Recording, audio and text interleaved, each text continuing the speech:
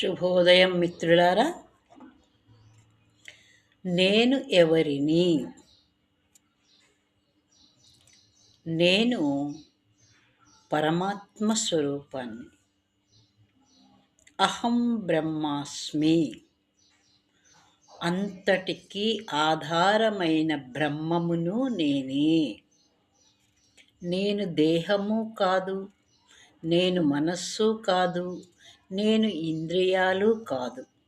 నా ఆధారంతో ఇంద్రియాలు, మనస్సు పనిచేస్తూ ఉన్నాయి. నేను ఆత్మను, పరమాత్మ యొక్క అంశను. నాకు పరమాత్మకు భేదమే లేదు. అండపిండ బ్రహ్మాండమంతటా వ్యాపించి ఉన్నది నేనే. నేను లేని చోటు లేనే లేదు. నేను ఒక సచ్చిత్ ఆనంద స్వరూపాన్ని. నేను అవినాశిని.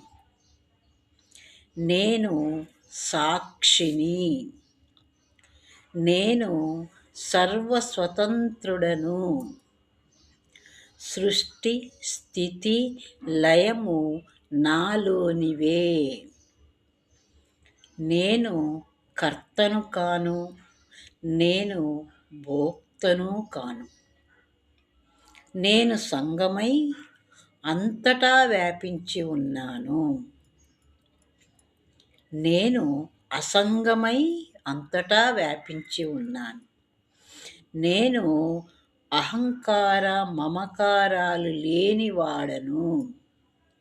నేను ఆకార వికారాలు లేనివాడను. నేను సమస్తానికి ఆధారాన్ని. నేను జన్మించలేదు, మరణించలేదు.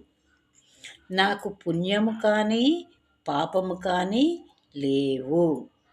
నా దేహ ధర్మాలకు అంటబడను. నాకు బంధము లేదు, మోక్షము లేదు. నేను అంతర్యామి స్వరూపుడను. నేను కేవలం జ్ఞాన స్వరూపుడను మాత్రమే. నేను బ్రహ్మమును అనుభూతి ఎవరికి ఉండునో అతడే జీవన్ముక్తుడు. నేను బ్రహ్మమును అని అనుభూతి ఎవరికైతే ఉంటుందో అతడే